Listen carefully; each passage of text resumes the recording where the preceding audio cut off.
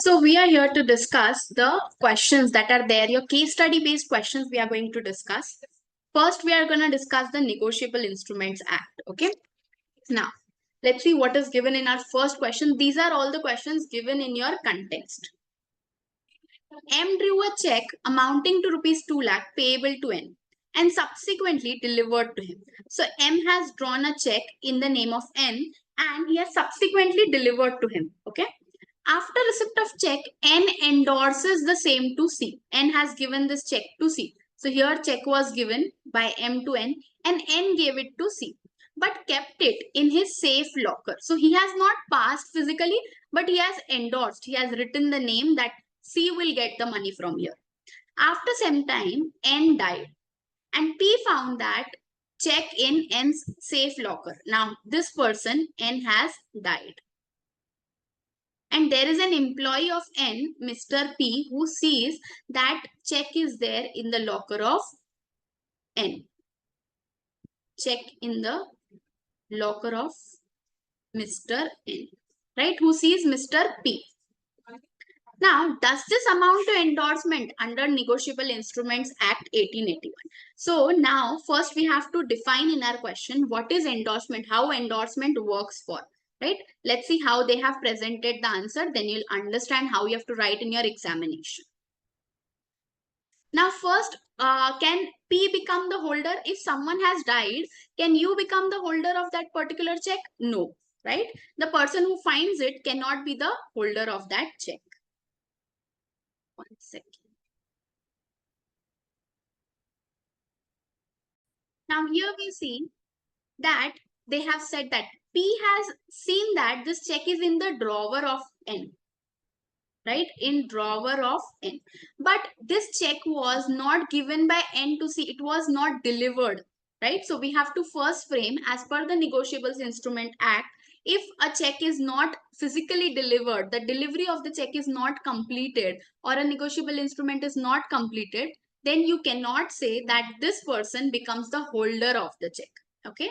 So in this case, no, P does not become the holder of the check as the negotiation was not completed by delivery of check to him.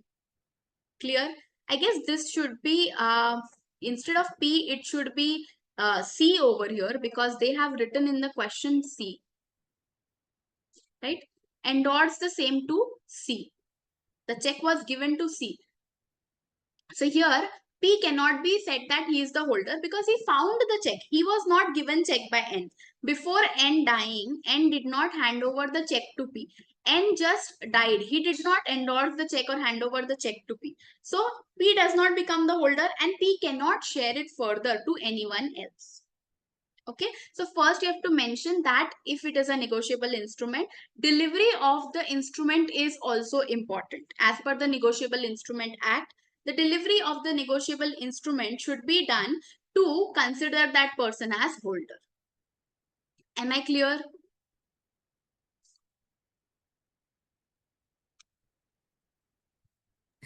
Yes or no? They have quoted section number 48. Let's go to section 48. Let's see what section 48 says. Right? So that will be very much clear with the provisions.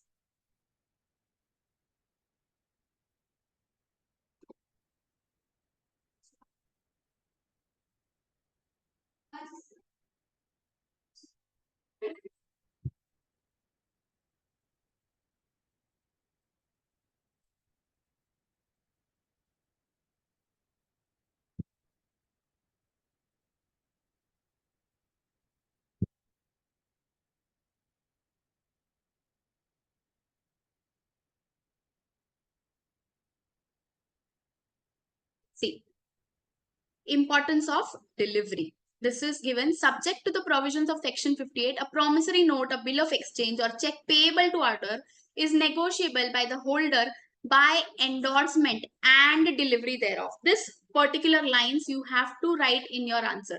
Here endorsement was done, but delivery was not done to C. So if even though N has written on the back of check that this belongs to C, P, when he has found this check, he can't give it to C because this check was not delivered to C. Okay, so holder has the rights of endorsement and delivery. He has to do both the things for a negotiable instrument to be endorsed. Clear?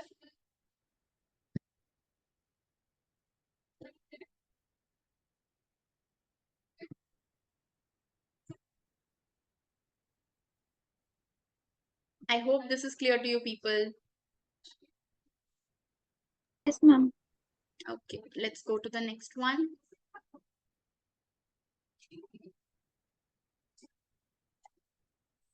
Now, M owes to money to N. Therefore, he makes a promissory note for the amount in favor of N. For safety of transmission, he cuts the note in half and posts one half to N. He then changes his mind and calls upon N to return the half of the note which he had sent. N requires M to send the other half of the promissory note. Decide how rights of parties are to be adjusted. Now, M owes some money to N, so M makes a promissory note. M makes a promissory note in the name of N. But what he does, he makes two notes. Like for half amount, he makes a first note, and for the other half, he makes a second note. Right? Now, what is done? Then he makes a promissory note for the amount in favor of N. For safety of transmission, he cuts the note in half and posts one half of to N. So he sends only one half of the note to N. He then changes his mind and calls upon N to return the half of note which he had sent. What he says, M says, return me the half note that I have sent you. Now, N requires M to send the other half of the promissory note. Decide how rights of parties are to be adjusted. Let's see how they are adjusted. The question arising in the problem is whether the making of promissory note is complete when one half of the note was delivered to N. If you are just delivering half of the note, whether that note is complete, this should be the first question coming into your mind. Under Section 46 of the Negotiable Instrument Act, making of promissory note is completed by delivery, actual or constructive. We saw already section number 46. It says that your promissory note is completed when you actually or constructively deliver that particular thing. Delivery refers to whole of the instrument or not merely part of it. So if you're delivering an instrument, you have to deliver the entire instrument. You can't deliver just the part of it. Delivery of half instrument cannot be treated as constructive delivery. You can't say that even though if I have delivered half of it, that is considered as whole, right? You can't call it as constructive delivery of the whole. So the claim of N to have the other half of the promissory note sent to him is not maintainable. So the claim that N is saying that give me the other half also is not maintainable. M is justified in demanding the return of first half sent by him. He can change his mind and refuse to send the other half of promissory note. First foremost, M gave a promissory note to N, right? When you'll be writing the facts of case. Now you have understood what provision is there under section 46. You have to write that under section 46 of the Negotiable Instruments Act, making of promissory note is completed by delivery, actual or constructive. And delivery refers to whole of instrument, right? These are your provision things which you will be writing. Then when you come to the facts of the case, what you will write in the facts of case? M had sent half note to Mr. N. Then he asked to send back the half note sent, right? He has said to give back the half note that I had already sent to you. Here, M is correct in demanding the half note, but N cannot deny that I will not send you the half note. He has to give it. The claim that N is saying that only I received half of the note, I will not send it back, that is not maintainable. That is not correct. Okay. So when you write your conclusion, you will write, so the claim of N to have the other half of the promissory note sent to him is not maintainable. M is justified in demanding the return of the first half of the note sent by him. He can change his mind and refuse to send the other half. If he wants, he will send the other half also, like together the entire note, or he can cancel the entire promissory note. Is this clear? First, you have to quote section number 46. First, you will write section number 46 says that delivery is completed of a promissory note when it is completely delivered. Whole of the instrument is delivered and not merely part of it. Delivery of half instrument cannot be treated as constructive delivery. Okay. This is your section provision kind of thing.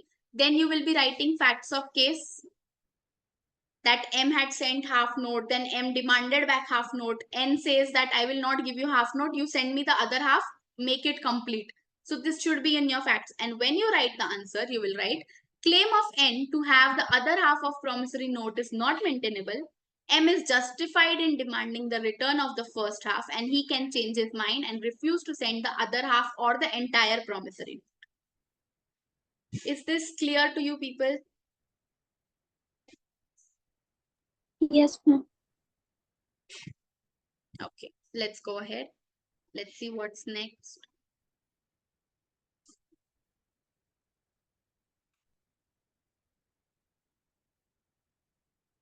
Now, Bholenath drew a check in favor of Surendra. Bholenath drew a check in the name of Surendra in favor of.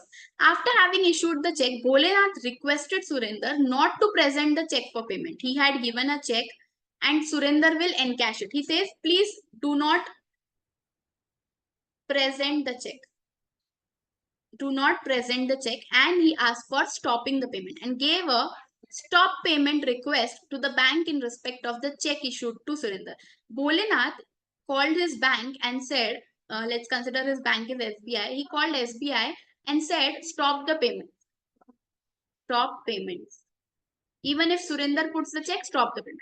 Decide under the provisions of Negotiable Instrument Act whether the said act of Bholenath constitute an offense. Can this be considered as offense or not? That we have to see.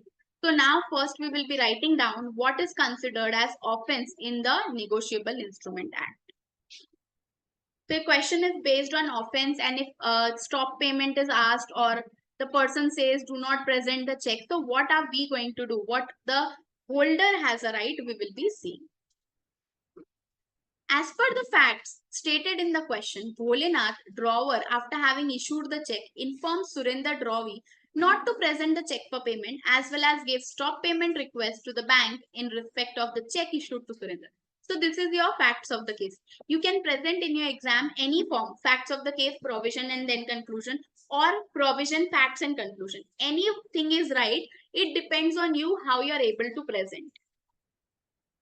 Now, Section 138 of the Negotiable Instrument Act 1881 is a penal provision in the sense that once a check is drawn on account maintained by drawer with the bank for payment and an amount to another person out of that account for the discharge in whole or any debt or liability is informed by the bank unpaid. If the bank says that this amount is unpaid, either because of what? Insufficient funds to honor the check or the amount exceeding agreement made with the bank, such a person shall be deemed to have committed an offense. So your two cases will be there. In section 138, what they say, they talk about penal provisions, right? So penalty is leviable when you don't have funds, insufficient funds. And the other cases, when you say that the amount that you have drawn, you don't have that bank limit. If you are drawing for 5 lakh, but your bank limit is only 2 lakhs. So if you are drawing more than the bank limit, that is also a fraud, that is also a offense. And if you have insufficient funds, that will also be considered as offense. Now, let's see how they have correlated. Once a check is issued by drawer, a presumption under section 139 of Negotiable Instrument Act follows, and merely because the drawer issues a notice, thereafter the drawee or the bank for stop of payment, it will not preclude an action under section 138. So if you are giving the stopping instruction, it won't be considered as offense. If you have not given the stopping instruction, then it can be considered as offense. But you already gave the stopping instruction, so it is not an offense. Then your next will be section 140. According to section 140 of Negotiable Instruments Act 1881, specifies absolute liability of drawer of the check for commission of an offense under section 138. Section 140 states it shall not be a defense in a prosecution for an offense under section 138 that the drawer had no reason to believe he issued the check and the check may be dishonored or presentment for the reasons stated in that section. So if he knew that instead of these two provisions, like the funds were sufficient, he had 5 lakh rupees and the limit was also 5 lakh, still his check got dishonored. If for that purpose it is getting dishonored, that time this person is not liable. He has not done any offense. Now this was all about the provisions that were relevant. Let's see how they are correlated. Accordingly, the act of Bholenath, that is request for stop payment, constitutes an offence under under the provisions of Negotiable Instruments Act 1881. Now he has asked to stop the payment. It was not covered under section 138. 138 says insufficient funds and 5 lakh limit. But here he has asked them to stop the payment. That means he has dishonored the payment. If you are dishonoring the payment, that will be considered as your offence. The drawer had no reason to believe that when he issued the check may be dishonored on presentment for the reasons stated in that section. So if he is committing a fraud over here, you can't take the defense that I did not have the funds, the bank limit was not there. You can't take these things as a help or as a defense for you because you gave the stopping instruction. Is this question clear?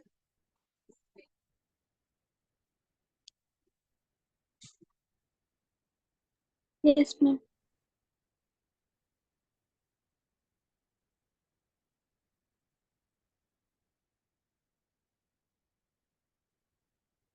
Okay, let's go ahead.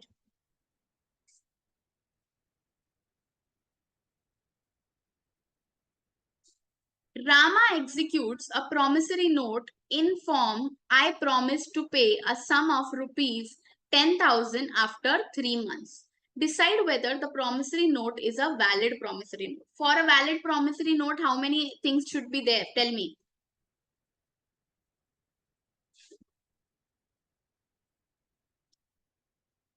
What all things should be there for a promissory note?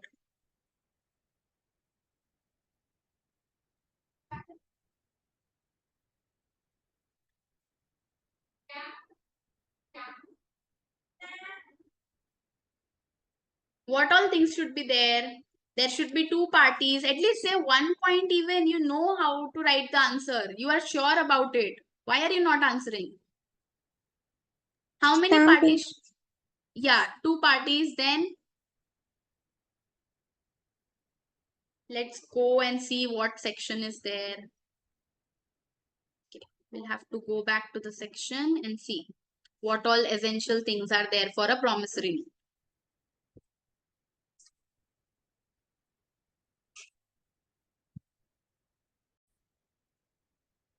The promissory note is an unconditional promise in writing. In the above question, amount is certain 10,000, but the date and name of payee is missing. Here, he has not said to whom he is going to pay. I said two parties are required. So, Rama is only the one party. Who is the other party? We are not sure about the other party. So, here, two parties is then essential element which is not mentioned. Then date should be specified. 3 months is given, but from what date? 4th of June, 3 months. What is the specific time limit? They have not given. Thus, making it a bearer instrument. Just making it a bearer instrument. Whosoever gets it can ask for payment after 3 months.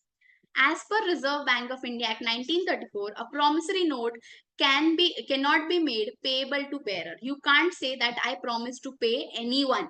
You have to be specific. There should be the second party who is identifiable. You can't make it bearer. Anyone who finds your promissory note cannot demand for payment, whether on demand or after certain days. So it can be demanded. If I do it on 4th of June, I can ask for 4th of September. And if I don't ask it on 4th of September, I get 3 grace days. So 7th of September also I can ask. Hence, the instrument is illegal as per the Reserve Bank of India Act 1934 and cannot be legally enforced. So, the instrument prepared by Rama is not valid. Here you have to quote that a promissory note should contain two parties to a contract. The person to whom name of the payee should be specific and the date when the amount will be due, amount will be paid should be mentioned. It should be certain. These are the essential elements of a promissory note. Clear everyone? First, you have to quote what is their essential elements, and then you will be writing what all facts are given in your case. I guess here they have given essential elements.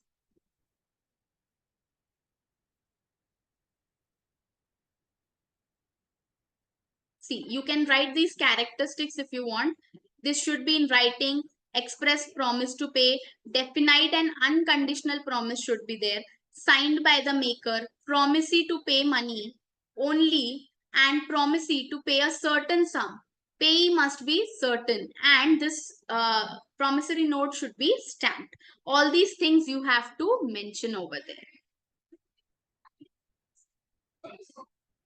Okay, is it clear? Yes, ma'am. Yes, ma'am. Now, this were the questions that were given in your context. Let's switch to what are given in your RTP.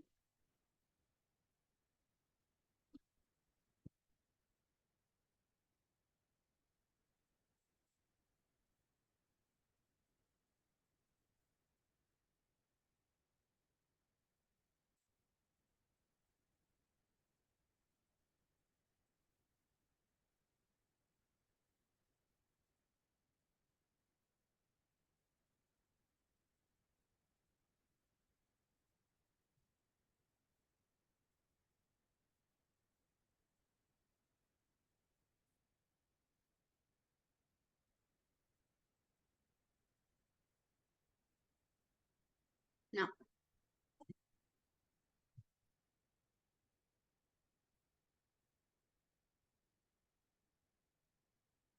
Sachin bought 1000 kg of rice from Saurabh for rupees 1,50,000 on 3 months credit. So, Sachin has bought 1000 kgs of rice from Saurabh, right? Now, 1000 kg rice, and this was for rupees 1,50,000 on 3 months credit. For this purpose, Sachin issued a promissory note to Saurabh. Sachin gave a promissory note to Saurabh that I will pay you 1,50,000 on the same date, payable after 3 months. So let us consider 4th of June it was, and he will be paying on 9th of June. Okay. On the date of maturity, the promissory note was dishonored. On the date of maturity, on 9th of, sorry, I have taken something wrong. This will be 4th of September. Yeah, on your 4th of September, this particular note, 3 months notice period will end.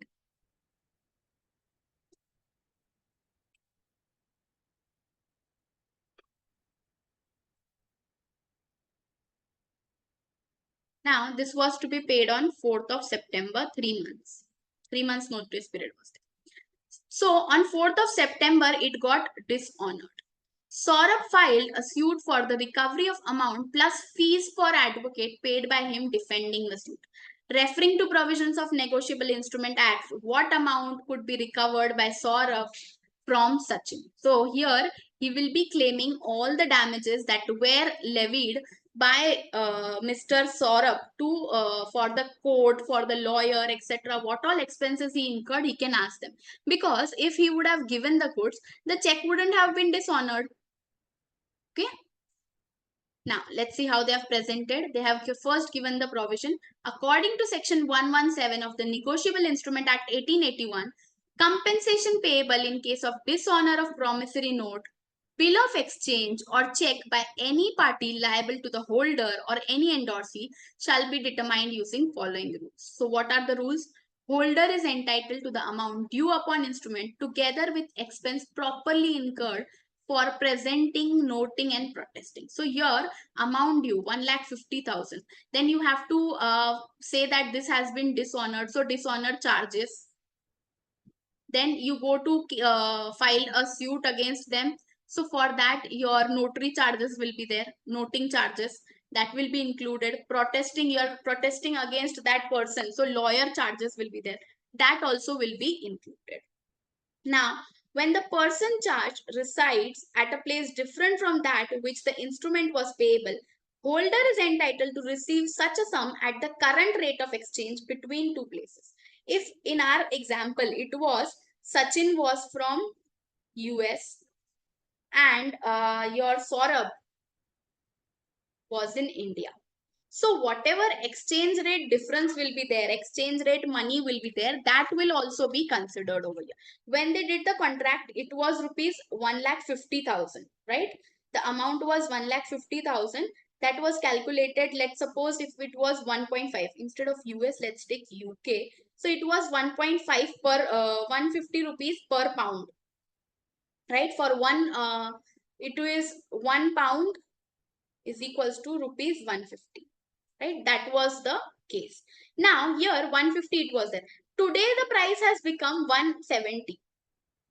170 is your price for 1 pound. So if that is the price for your 1 pound, today he will be receiving 1,50,000, because you would 1,50,000 plus your 20,000, that will be 1,70,000, because you have to also give them exchange difference. Whatever expense has occurred because of change in the current rate of exchange, change in the rate of exchange of different countries, that will also be included.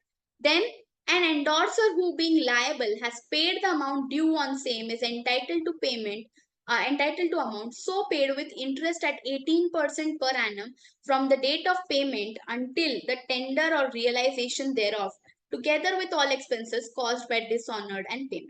So whenever the date of payment was, in our case the date of payment was 4th September, but he pays on let's consider at 4th of October, after 1 month. So whatever amount was there, 1,50,000 plus you will be asking for 18% interest. So 1,50,000 will be taken plus 18% of interest for 30 days out of 365. Right? So whatsoever amount, let's consider 360 days in a year. Right? Then the amount will be somewhere, this is 2 and this is 15%. So suppose it comes out to be 22,500 rupees. So that is your interest, or 2250 only, not 22,500. That's too much. It is going to be 2250. 2250. So this interest amount will also be paid. This is all your provisions that you will be writing. Then you will be writing the facts of case, that Sachin bought goods for rupees 1,50,000 from Saurabh. Then Saurabh dishonored it. All these things you will be writing. Then comes your conclusion. On the basis of above provisions of law and facts of the case, Saurabh has right to claim price of rice plus fees of advocate plus interest at 18% from the date of payment until tender or realization thereof. Until he gives that amount, until you get the amount, realize the amount, till that time, whatever interest will be there, you will be recovering. So here we saw 1,50,000 plus suit charges, notary charges, your dishonor charges, the 100 rupees they take for check dishonor. In the bank, they take 100 rupees. That will be taken. Advocate fees will be taken. Then your interest will be there. The transaction was not an international transaction, so this will not come. This I just took as an example to explain. Is this question clear? Yes, ma'am. Everyone?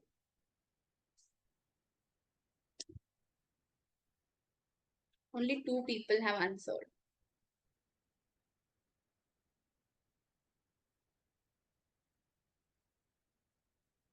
Okay, let's go ahead.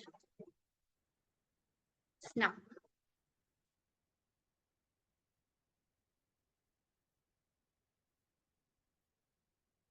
next is A purchased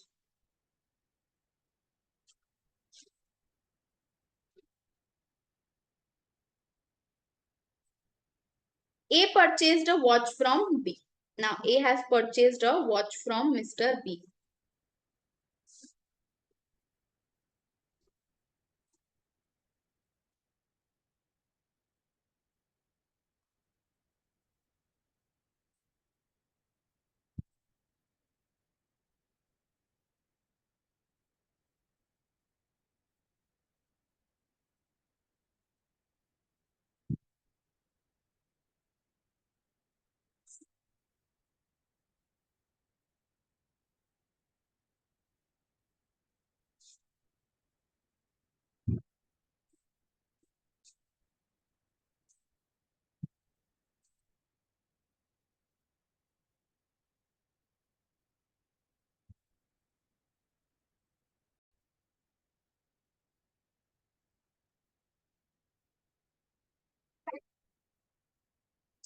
Now,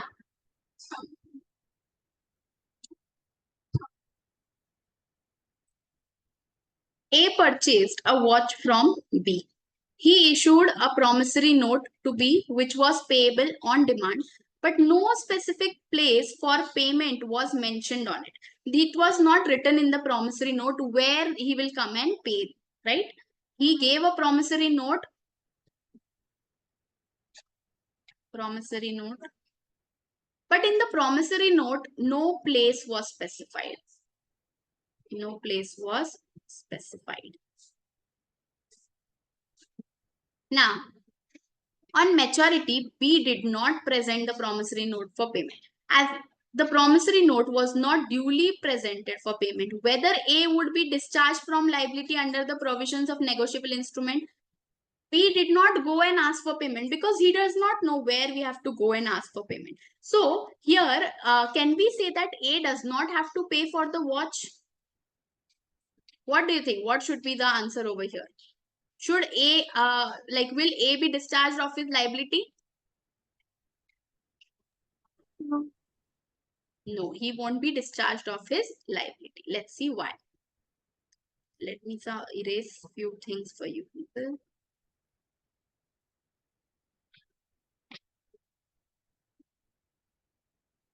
Now this will come under your section number 64.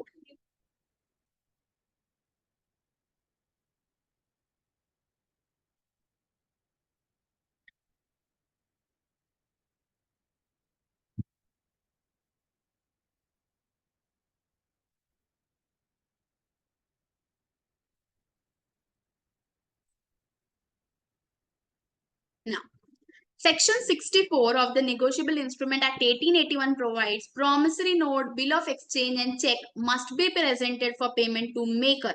Now, it was the duty of B to come and show the check to show the promissory note to Mr. A, but he did not come and present it, right? Maker, acceptor or drawee thereof respectively, by or on behalf of holder as in hereafter provided. So he was holding the promissory note. It was his duty to come and speak over here. In default of such presentment, other parties thereto are not liable thereon to such holder, provided that where a promissory note is payable on demand and is not payable at a specified place. So if it was the regular circumstances where he did not come and show the promissory note, A will not have to pay any further. But here what happened, A did not mention place. A did not mention place. That is why B did not come and speak to Mr. A. That is why he did not come and speak to Mr. A, or he did not present the promissory note. So in that case, A is not discharged of his liability. Okay. Where a promissory note is payable on demand and is not payable at a specified place, no presentment is necessary in order to charge the maker thereof. So even if you don't go and give the presenter the promissory note, still you are liable for the money. On the basis of the above law provisions and facts of case, although non-presentment of promissory note for payment results in discharge of maker, although if you don't go and show the promissory note to that person will not have to pay. A will not have to pay. But here what had happened, specification of place was not done. But the given case is covered under exception to section 64. Hence, A would not be discharged from liability even if non-presentment by B, as the promissory note was payable on demand and no specific place for payment was mentioned. If you have not mentioned where this payment is to be done, where you have to come with the promissory note, that time you can't say Mr. A is discharged of his liability. Mr. A will still have to pay the money because he did not write the place. If he wanted the payment to be done in Bangalore, so he has to write in the promissory note Bangalore. He has not written in Bangalore at his office or in a particular restaurant or anywhere in temple, anything. He has to write something, but he did not write it at his residential place. He did not write. That's why he becomes liable. Clear? Is it clear to you all? Yes, ma'am. Okay. Now, let's see the next one. Or is that it for negotiables? Okay, only 2 questions they have given for negotiable. Now you tell me, do you have any doubt or anything with this particular chapter presenting of answers? Then I'll clarify that.